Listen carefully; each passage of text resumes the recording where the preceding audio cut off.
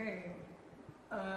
First of all, on behalf of the Greater Houston Coalition for Justice, we want to thank the media for taking the time for this news conference.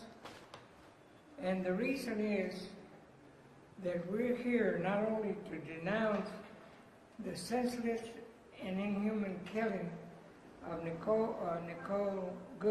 Renee Nicole Good, by custom agents in Minnesota.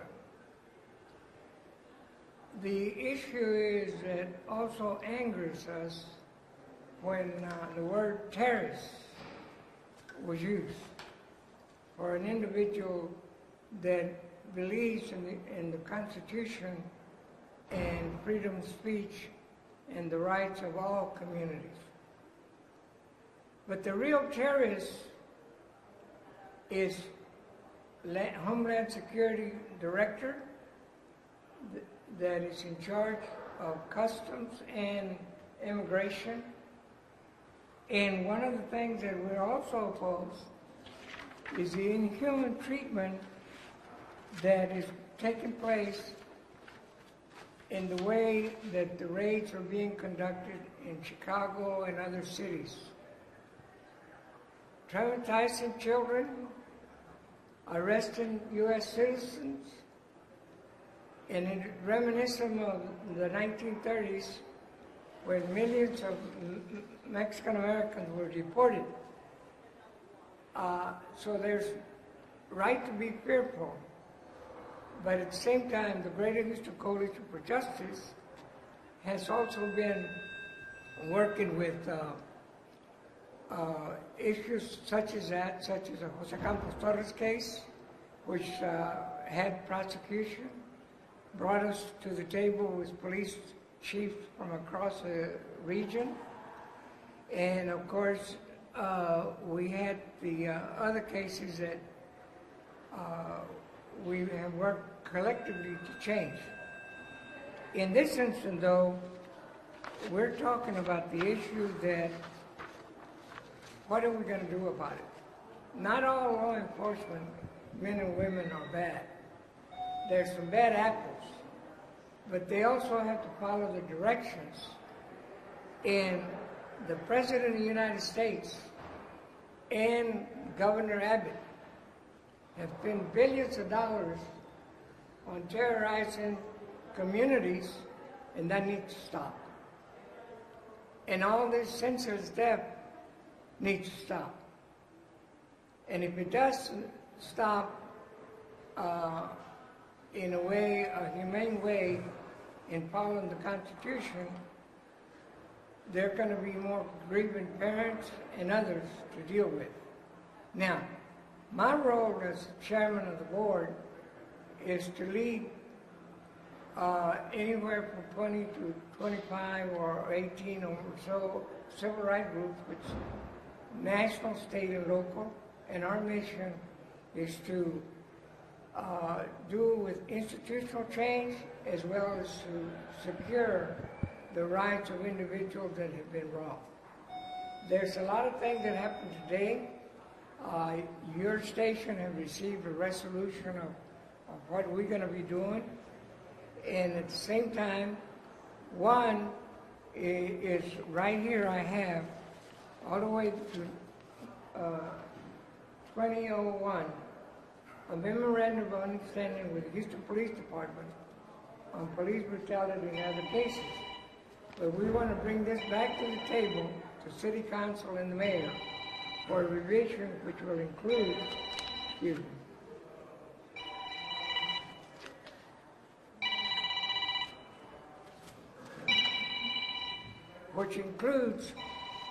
we want to, even though this is binding, we're now going to have to revisit and see how we can modify it to deal with the issue of participating with raids with ICE. Many people have been under the gun on loss of federal funds. So there are some court cases that are already looking into that. But at no further ado, I do want to say that all the way back from whether it's Jose Campos Torres or others, we have a track record.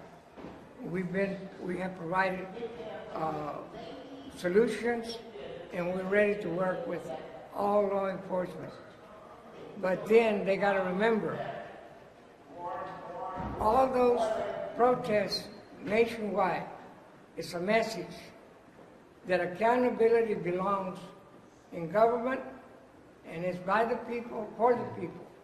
And if they don't listen, I don't care whether you're a Democrat, Republican, or Independent, there's a price to be paid. Thank you. Randall? No.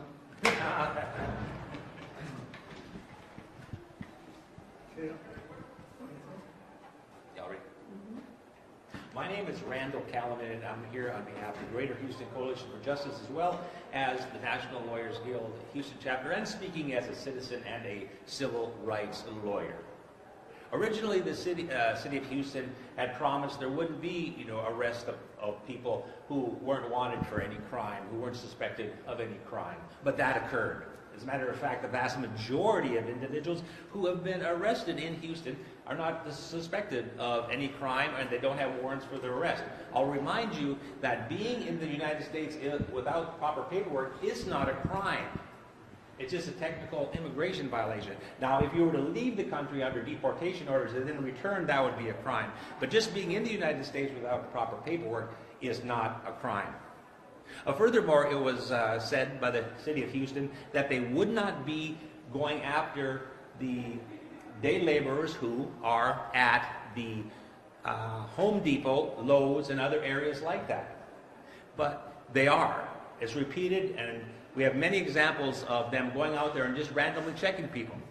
And I know from personal experience that the people who are there at the Home Depot and other places looking for labor are Americans, because you can get $20 to $25 an hour, and that's better than working at the convenience store for $7.50 an hour.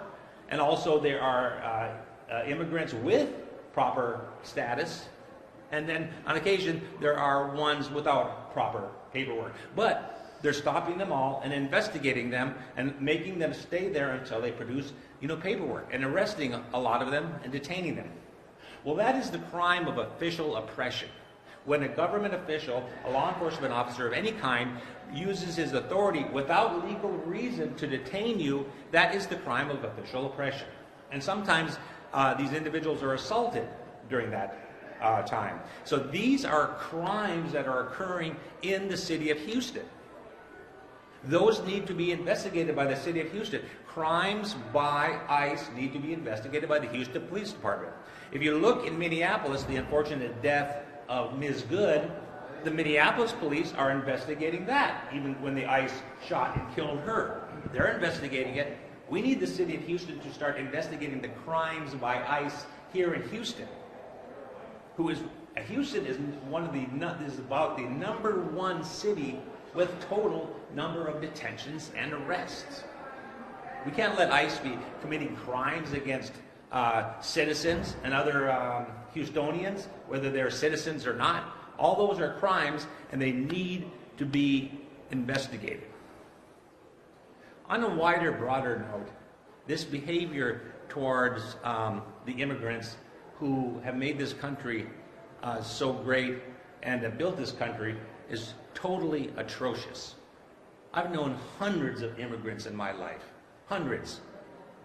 And they're law-abiding, they're hardworking.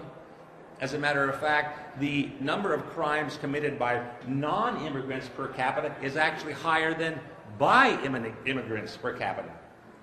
So if we're thinking about crime, should we deport all the Americans? Well, that wouldn't make any sense. So we need to think not only about the legality of things, but of humanity and compassion. Thank you.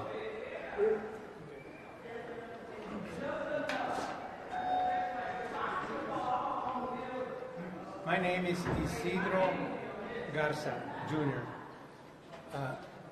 I am the LULAC State Director on Civil Rights. And I'm here to join the efforts of the Greater Houston Coalition for Justice, of which we're a member of, Johnny Mata with our leader, and of course our great council that has led us through organizing this press conference. And I want to thank the media for attending it. Here is very simple. A few months ago, we met with the mayor because we saw, almost prophetic, that things were going to get worse as far as ICE and police. And we asked the question, what is it that policemen are directed to do under your policy, Mayor, in working and collaborating with ICE? Unfortunately, he passed the question over to his police chief. He's Hispanic, but this is what he said. Hispanic, African American, Anglo, Asian. It's a substance that's behind that, and the policies that we either support or oppose. And here I oppose his response. He stated that the reason that they have to work with ICE and call them every time that they stop somebody that may not have papers, that if they stop that procedure, that we stood to lose $400 million worth of funding for the police department. I think that's a cop-out because we never put our values on the table. What happened in Minneapolis is a good example. $400 million will never bring that life back of that lady that lost. All she did was park the car, and actually, if you hear her last words, speaking to the man that actually killed her, they were very nice. She wanted to say, look, I'm not mad at you. I think those were her last words, and then she gets some bullets and she gets killed. It's terrible. So, in anticipation of what we thought was happening, and increasingly more so, and today, we haven't seen the last of it yet, and that's why we have to somewhere draw a line. I'm reminded of the protest in China when there is tanks in line, many tanks in line, and one individual stood like Johnny Mata. He went and stood before the first tank. That tank operator could have ran over him, but he didn't. He handled it in a humanistic way, and look at the difference between that and what happened in Minneapolis. We cannot allow us to yield the liberties that are guaranteed in our Constitution. And I'm going to give the council one tidbit of information. When there is a bus stop, and there are 5 people in the bus stop, and a policeman approaches and he smells marijuana, and he sees the joint on the floor still lit, does he have the right to go and arrest all 5? The answer, of course, simply no. When they go to the Home Depot, they've arrested friends of mine that are there, American citizens, some born in Puerto Rico, that go in there and looking for work, all American, hard workers, the best workers in the country. You'll find over there at Home Depot. They're not the criminals. And when they go and arrest everyone, or at least detain everyone, while you're questioning, you can't leave. That's detained. When they ask for your papers, you're detained. What happens if you get in the car and start running? You might get shot. So you're detained. The legal word of detained is exactly what I just described. So I asked counsel, are those raids illegal by the way that they carry them out?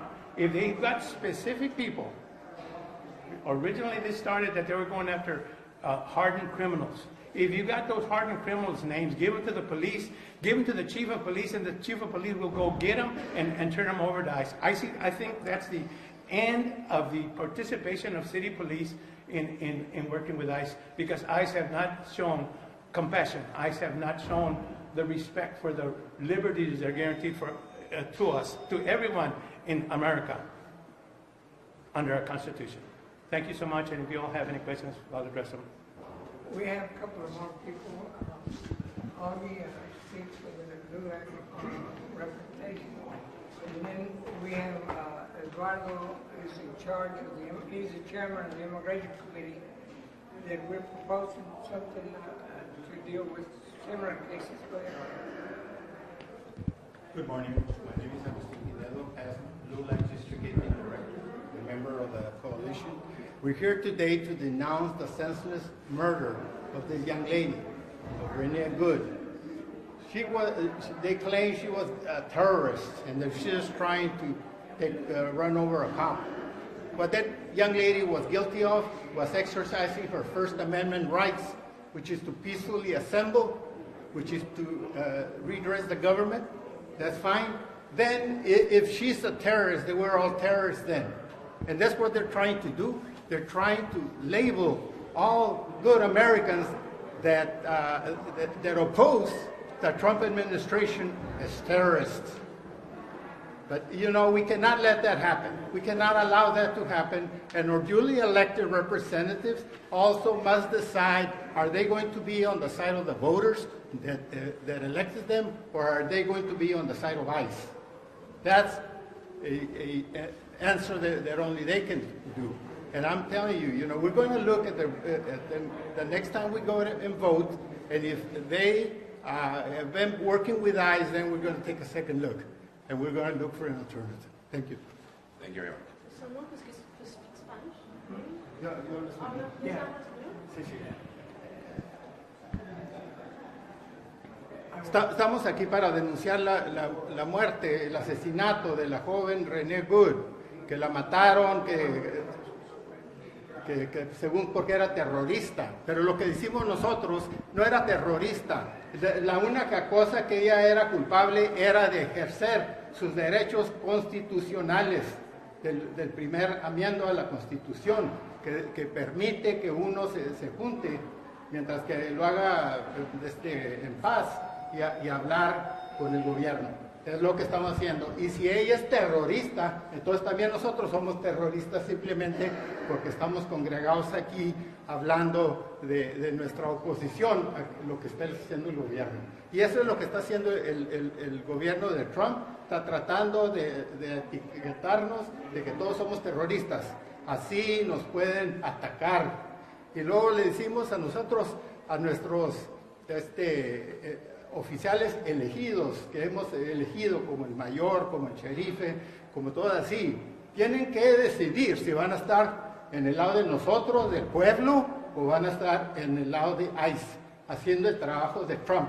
Entonces es una cosa que vamos a ver, cómo se portan ellos en la oficina, si nos están protegiendo o están en el lado de ICE atacándonos. Gracias. Okay, Ed's going to talk about those.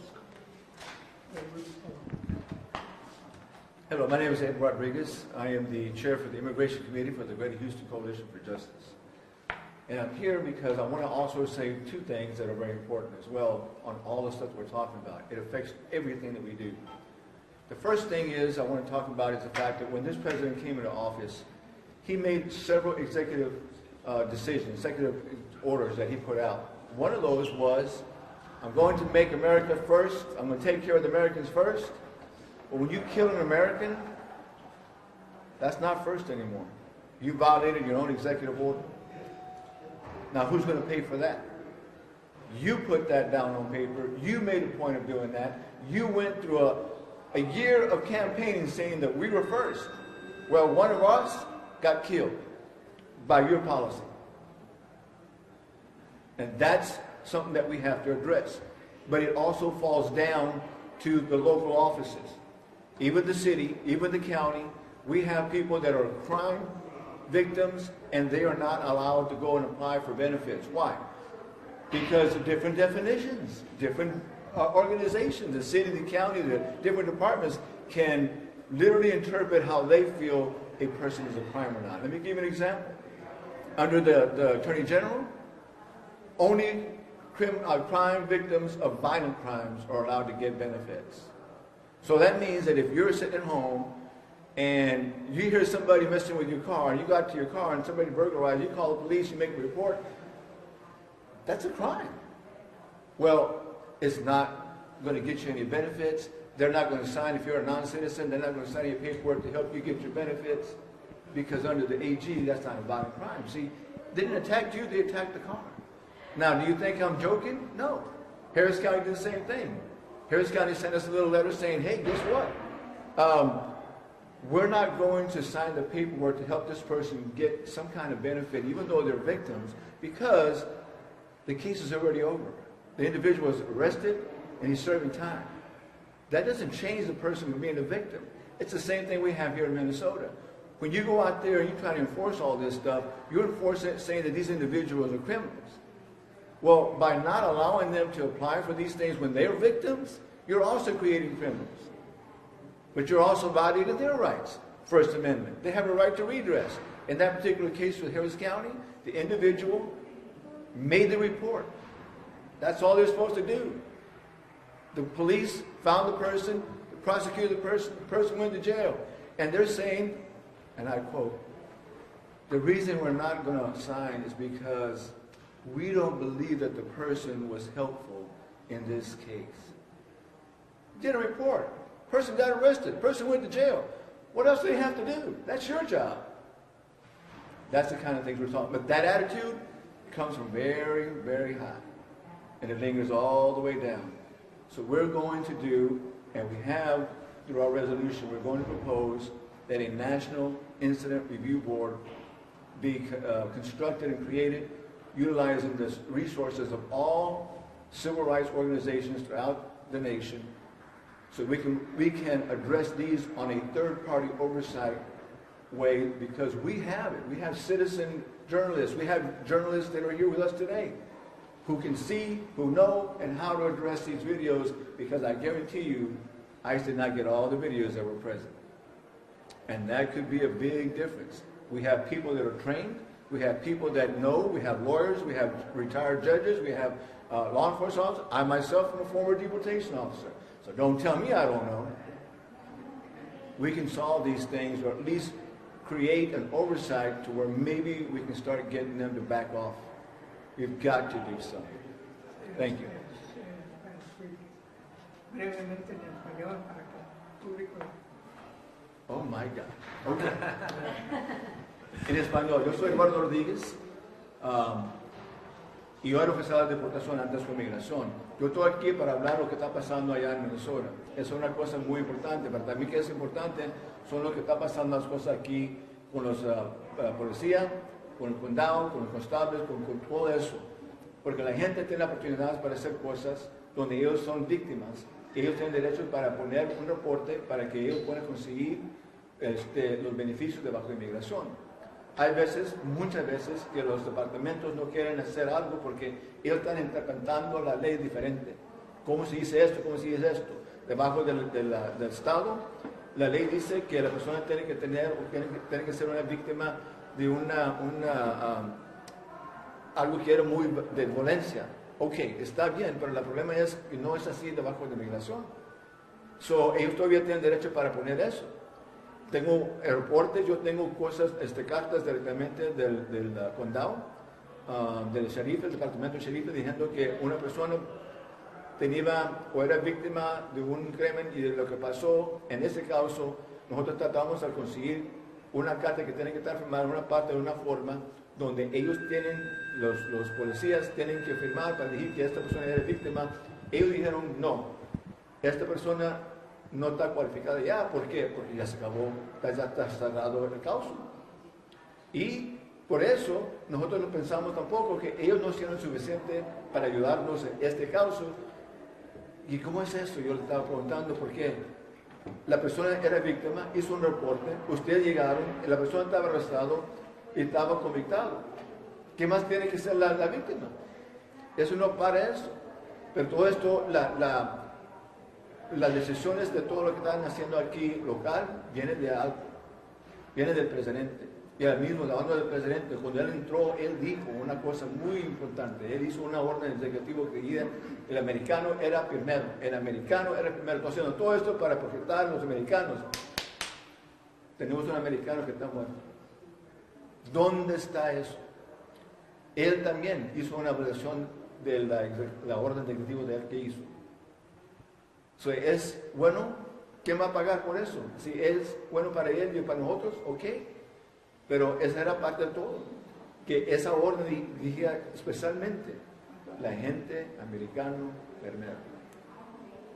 Y yo te estoy diciendo que tenemos oportunidad para hacer muchas cosas. Y vamos a hacer, que estamos tratando a ver y pedir que todos los organizadores se juntan para que podamos hacer un board donde la gente puede ver lo que está pasando, un third party board, para que la gente sabe que hay una persona que puede hacer, donde puede llamar, mandar vídeos y todo eso, porque en las organizaciones nosotros tenemos mucha gente que son policías, jueces y todo eso, tenemos experiencia para hacer esto. Yo personalmente era oficial de deputación, no me puede decir que no sé nada. Too many. Pero la cosa es esto, la cosa es que hay modos para hacer esto, y si no lo hacemos ahorita, ¿qué va a pasar? Gracias. We have a message from one of the parents, and that is involved with the parents. Hello, What's hello. happening over there. Buenas We got a tardes. couple small people, and then we will cut short. Mi nombre es Jessica Campos. My name is Jessica Campos. I am a parent in the community. I am part of many parent groups in which we have many families who are immigrant. And I can tell you that the fear in the community is real. We're living a terror, and I don't even know what to do anymore. I don't know what to tell my parents. I don't know how to help. All I know is that we need to be in these spaces. We need to be speaking up. Those that can speak up should be in these spaces, speaking up for those who are vulnerable and that cannot speak up. So that is one message that I just wanted to give, is that we're terrified for our children. We're terrified for the future. It's just not what I ever imagined would happen with this administration. And that's really just what I wanted to say, and I wanted to say it in Spanish as well. Soy una mamá que está muy involucrada en muchas comunidades con familias, y el temor que estamos viviendo es muy real, es terrible. Estamos viviendo algo que nunca habíamos esperado vivir. Tememos por el futuro de nuestros hijos, el futuro de este país.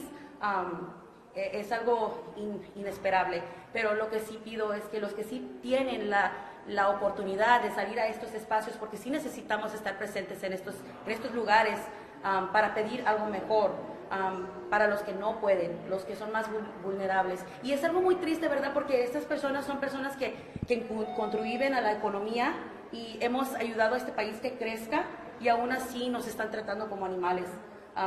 You know, it's very sad to me that we're being treated like this when we contribute to the economy, and we're being treated like animals, and it's just unrealistic. But that's what I wanted to say. I wanted to call the people that can come out here and be in these spaces. Eso es lo que yo quería decir, que vengan los que puedan a estos lugares a pedir que haya cambio, que se vaya ICE, que HPD no trabaje con ICE, porque están poniendo a nuestras familias en riesgo. Las familias también que no son inmigrantes también están a riesgo. Todos estamos a riesgo. We ask that HPD stop working with ICE, and that, because I mean, they're putting our families in danger, at risk. I mean, I'm a mother who I could not stand aside and watch a horror like that happen in front of me. I am a Renee Good, and because of that, I am terrified. Because I will not be able to stand by and watch some terror like this happen in front of my face, in my neighborhood, on my street, with my friends, with my neighbors. It's just not going to happen. Me da mucho temor porque yo soy Renee Good. Yo soy una de esas mamás que no podrá estar ahí, ver lo que está sucediendo y no hacer nada por mi parte. Yo no voy a poder quedarme cuando está pasando en mis calles, enfrente de mis hijos. No me voy a poder callar, y es el temor que yo tengo, porque somos todos Renee Good, y necesitamos estar presentes para pedir mejor. Gracias. Good afternoon. I am Diane Olmos Guzman, president of the AB Olmos Easton LULAC Council 22503, and I'm here to plea to the better judgment and the human consciousness of City Council to do what's right. I go around, I'm a third-generation native Houstonian, and I go around with my passport out of fear. Never have I had to use my passport unless I'm traveling abroad, but now I carry it with me every single day because I am afraid. We're amongst terrorists. ICE is nothing but a terrorist instituted by this president administration that is all about hate and racism. And we have dealt with this before, many years back. We have won the rights to be equal and have justice and rule of law, and we won't go back. LULAC will fight to ensure that we have equality, justice, as well as protection for our community, the Hispanic community. I've been a witness in my own neighborhood of a detainment, and let me tell you, it was very scary to look at. And so I'm here today to tell City Council to do what's right. Thank you. Can you get your name again? Diane Olmos Guzman. Okay. En español. I'm going to give this back to you.